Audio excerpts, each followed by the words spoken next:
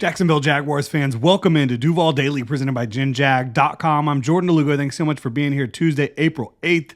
Good afternoon, Duval. Hope y'all are doing well.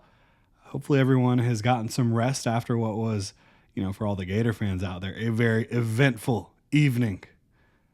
An evening that will not soon be forgotten. But when it comes to the Jacksonville Jaguars, they reported to their off-season activities today. We will be out there tomorrow talking to some of the guys and getting a little bit of a vibe check. What's going on in Jacksonville? I'm sure the vibes are very high over at the Miller Electric Center with the new coaching staff, the new regime, the new energy in that building. Trayvon Walker's fifth-year option was picked up by the team officially yesterday. Very early. They did not have to make that decision until May 1st, but I think that's a sign that the Jaguars very much believe in Trayvon Walker. If you want to hear more about that, more about Trayvon, his situation with the Jaguars moving forward, his trajectory, his future with the team, my thoughts on all that stuff, did a video about it yesterday. You can check it out. But right now, one of his draft class teammates, Devin Lloyd, another former first-round pick, we're going to talk about, should the Jaguars pick up his fifth-year option? Will they pick up his fifth-year option? That's going to be the topic of the show today. Really appreciate y'all being here. If you enjoy the content, please like and subscribe. You can also check out genjag.com/shop. Pick up some new Duval gear. So Devin Lloyd is entering year 4 of his career. The Jaguars, when they were led by Trent Baalke as the general manager, traded back up into the first round to draft Devin Lloyd. At the time, I think it was at 27 overall, something like that. They traded their second-round pick and a fourth-round pick to get back up to get Devin Lloyd. I was fired up about it. Now, being fired up about it, I also knew that as an off-ball linebacker, a undervalued position in terms of pay in the league, right? Like, this is not one of the highest valued positions. It's certainly not quarterback, right? But it's not even like edge, offensive tackle, wide receiver, corner. This is one of those positions that just does not make as much money. Off-ball linebacker. And the issue is, if you trade up and you invest that draft capital in an off-ball linebacker and they don't play at like a top 10, top 5 level at their position, it starts to feel like that probably wasn't a very good use of your resources. And generally speaking, more bites at the apple is better. Now, when Trent Baalke was here, you could argue that maybe that's not entirely true. But generally speaking, from an analytical standpoint, understanding that as evaluators, we are all flawed, and that there's a good chance that you're wrong about a player or something happens to a player that makes him not be who you thought he would be, whether that's injury or all sorts of other things. Understanding that having more bites at the apple, more draft picks,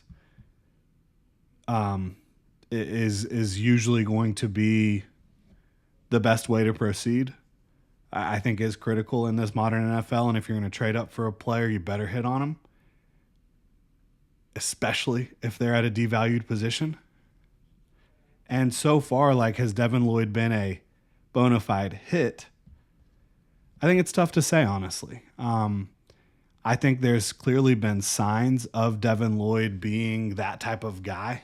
I mean, if you look at PFF grades, which for me, PFF grades are by no means like the be-all and end-all, but they're interesting. If you look at PFF grades, his last 2 years have been really, really strong. If you listened to what coaches had to say about him, I think it was a little bit of great athlete. Physically, he's there. He's hardworking, but sometimes you miss the forest for the trees type of situation. Sometimes, like, your eyes just aren't getting you and your processing isn't getting you where it needs to be, where you need to be. I think, and I mentioned this yesterday, I think in a given week, so far in Devin Lloyd's career, it's been like 75% to 90% of the plays he's out there, he does a tremendous job. But it's that 10 to 25% of the plays in a given week where it just looks really bad. And usually it's closer to 10 to 15% of those plays where it's just like when he has a poor play, it just looks like he shouldn't be out there. But usually on most plays, he's doing a really good job, and he's been a great run defender really the last couple years. I know fans don't want to admit it, but very low missed tackle percentage. He's a sure tackler. He's a consistent tackler. He's been a really good run defender. Again, usually in coverage, he's doing a good job, but when he doesn't, it ends up usually looking pretty ugly. So what do I attribute that to?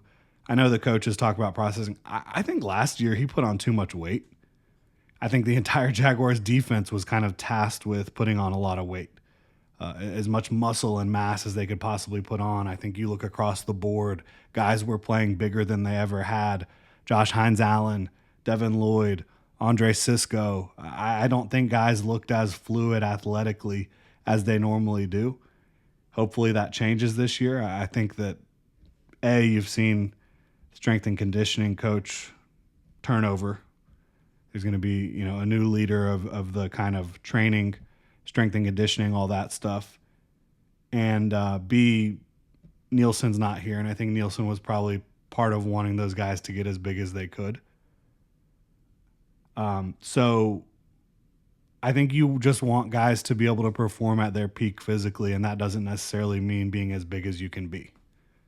I think that's part of it. I do think the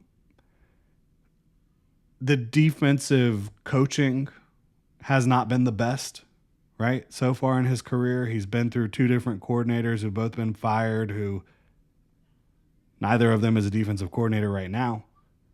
I also think linebacker is one of the hardest positions to project to the next level, off-ball linebacker from college to pro, because you're just doing so little in the college game of what you actually have to do as a pro that it makes it really difficult to project. But I still think Devin Lloyd has all the physical ability and really the opportunity in 2025, which will be his fourth year in the league, to cement himself as a good starter in this league. I think he has that opportunity. I know fans don't want to hear that. I know fans don't like that. But I think it's the truth. I think he has everything in front of him to prove that he belongs in a starting lineup and can be a positive impact for a defense way more often than not. So hopefully the Jaguars can get that out of him. Should they pick up the fifth-year option, however, is an entirely different question, and we're going to talk about that after the break. But first, you ever watch sports? Find yourself wishing there was a way to get into the game? Now there is, and it's with Underdog Fantasy to play. Choose whether a player will go higher or lower on one of their stats, i.e. points, strikeouts, touchdowns, and more, right? It's not football season, but you got basketball, you got baseball, all sorts of stuff going on. I'm looking at Paolo Banchero and Franz Wagner to go higher on points tonight against the Atlanta Hawks. So all you got to do, download the Underdog app and sign up now using promo code DuvalDaily to unlock a special offer of up to $1,000 in bonus cash when you make your first deposit. Again, join in on the fun when you sign up with promo code DuvalDaily. Claim your special offer today and get up to $1,000 in bonus cash instantly upon first deposit. Must be 18 plus, 90 plus, Alabama and Nebraska, 19 plus in Colorado for some games, 21 plus Massachusetts and Arizona, and President State where Underdog Fantasy operates. Terms apply. Void in Colorado. Concerned with your play? Call 1-800-GAMBLER or visit www.ncpgambling.org. Arizona 1-800-NEXT-STEP. That's 1-800-639-8783 or text NEXT STEP to 53342. New York, call the 24/7 Hope line at 1-8778-HOPE-NY or text HOPE-NY 467-369. Okay, fifth-year option. That's for the 2026 season. Right now, it's looking like it's supposed to be $14.75 million. I told y'all yesterday. That's the same exact number as Trayvon Walker because the NFL, the way they classify these positional groups really does not make a lot of sense.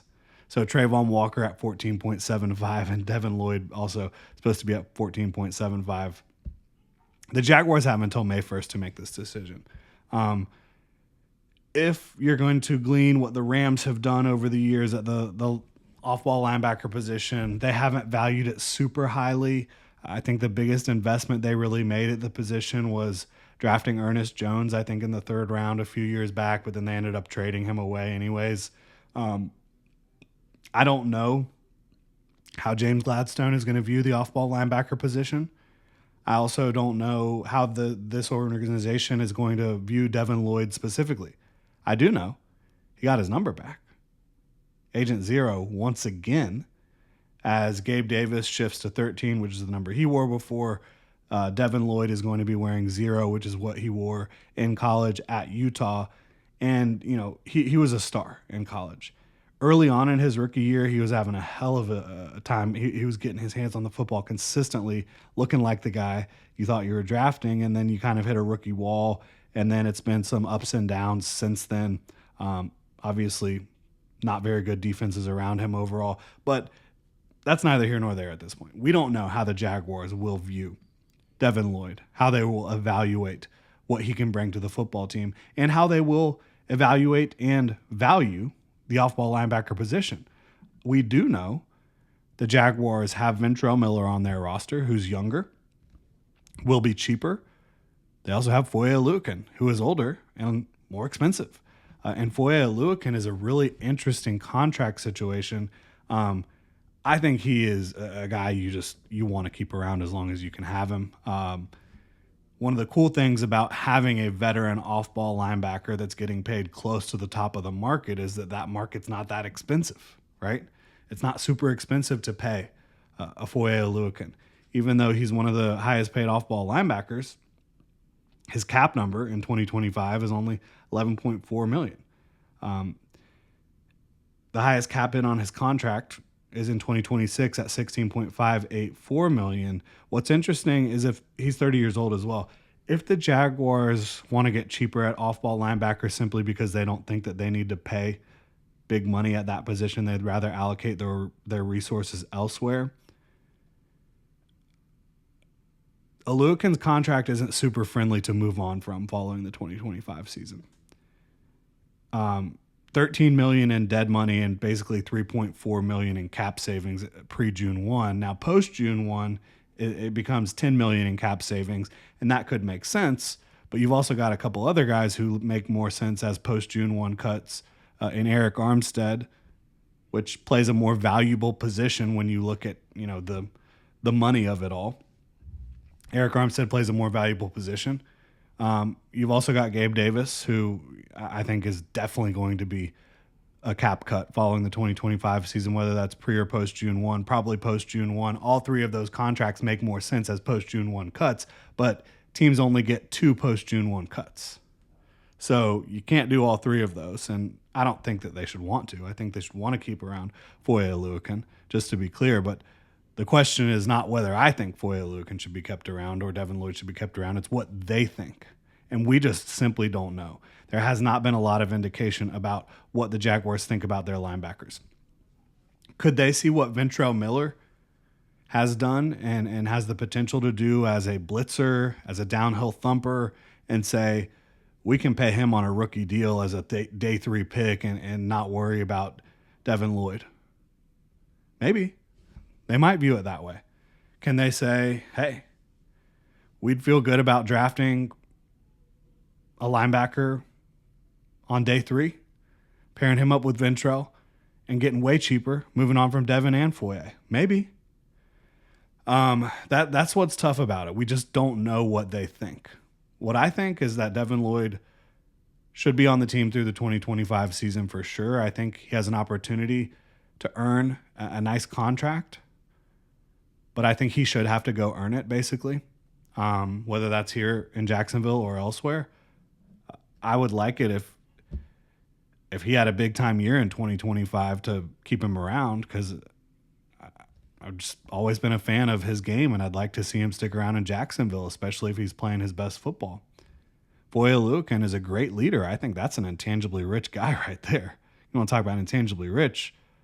I think sticking around when your head coach gives all the veterans time to go home, sticking around and working with the young guys, I thought that was incredibly intangibly rich by Foye Luke. And so that's kind of how I view it. I'd like to have both of those guys around, but we don't know if the Jaguars value that position. We don't know if the Jaguars value those guys' skill sets enough to pay them. I don't think that the Jaguars will pick up the fifth-year option. I don't think they should pick up the fifth-year option because at $14.75 million, you might as well sign him to like a 3-year deal at the same number, and it's going to be a much lower cap hit, right? I think that would make more sense than the fifth-year option. So I don't expect the Jaguars to pick up that fifth-year option. I'll be surprised if they do. I won't be mad about it at all just because I'm happy Devin Lloyd in Jacksonville. I want to see him do his best. I think he has the opportunity to do that in a new defense this year, going into year 4 in the league and kind of taking that next step in consistency because the highs are really impressive from Devin Lloyd. And I think drop a little bit of that weight you added on last year that was unnecessary and just play the most fluid football that he can and mentally sharp football that he can, and he'll be able to make a very positive impact for the Jacksonville Jaguars. Let me know what y'all think in the comment section below. If you enjoy the content, please like and subscribe. Y'all have a good one.